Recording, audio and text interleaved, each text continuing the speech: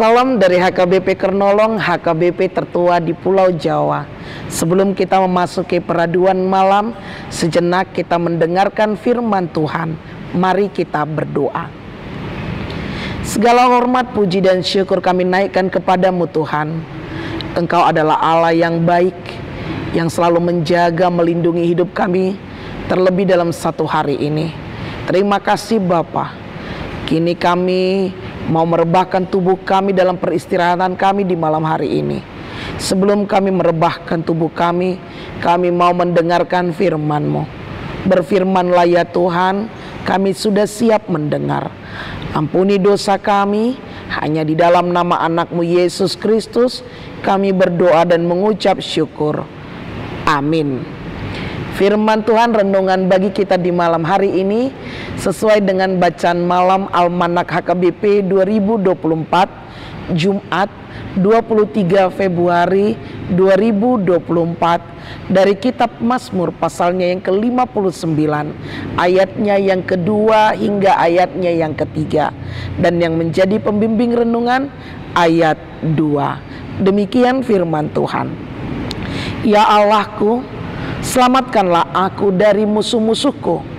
Lindungilah aku terhadap orang yang menyerang aku. Tuhan perlindungan dan sumber keselamatanku. Bapak Ibu, saudara-saudari yang dikasihi Tuhan Yesus Kristus, kitab Mazmur pasal yang ke-59 menceritakan di mana konteks ketika Raja Saul menyuruh orang untuk mengawasi Daud dan membunuhnya. Saul memiliki rencana untuk membunuh Daud. Teror yang diberikan yang berarti usaha untuk menciptakan ketakutan, kengerian, dan kekejaman oleh seorang atau golongan, inilah yang dialami oleh Daud karena perbuatan Saul. Dan tentunya ini bukan pertama kali terjadi dalam hidup Daud. Sebelumnya juga Saul pernah melemparkan lembing kepada Daud, namun meleset. Sebelumnya lagi Daud pernah berupaya membunuh Daud dengan mengirimkannya ke berbagai banyak pertempuran dengan harapan ia mati dalam melaksanakan tugasnya. Namun sebaliknya yang terjadi, Daud menang. Tentu sekali segala tindakan yang dilakukan oleh Saul itu semuanya didasari dengan iri hati dan kedengkian, karena ada ketakutan dalam diri Saul bahwa Daud akan mampu mengambil alih kerajaannya dan menggantikan Saul menjadi raja. Menarik bukan? Tentu sangat menarik. Dalam keadaan sebagai musuh orang nomor satu dari orang nomor satu di Israel, Daud menaruh harapan hanya kepada Allah saja. Dia tahu betapa bencinya Saul akan dirinya. Mazmur dimulai dengan permohonan doa yang disampaikan oleh Daud agar dilepaskan dari musuhnya. Dan Daud begitu sangat amat percaya bahwa Allah sanggup melepaskan dirinya dari orang-orang atau golongan yang berusaha untuk membinasakannya atau membunuhnya. Karena Tuhan semesta alam, Dia adalah Allah Israel, maka tidak ada yang dapat terjadi di luar seizin Tuhan untuk dalam hidup Daud. Daud mempercayakan segalanya kepada Allah. Dan menarik pula bahwa sekalipun demikian, Daud tidak mengeluh tentang keadaannya. Mungkin kita berpikir bahwa Daud punya alasan untuk mengeluh. Iya, bagaimanapun anak Isai itu tidak melakukan kesalahan apapun. Dia tidak berbuat apa-apa, sehingga Saul ingin membunuhnya.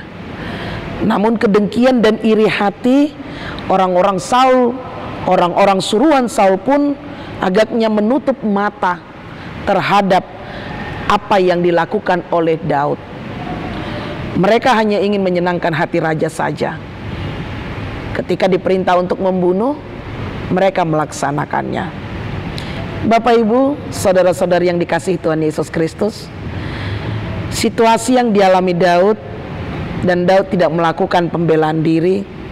Dia juga tidak angkat senjata untuk melawan orang-orang yang hendak membunuhnya. Namun satu yang pasti, Daud mempercayakan segalanya dan semuanya itu hanya kepada Allah saja. Ya Allahku, selamatkanlah aku dari musuh-musuhku.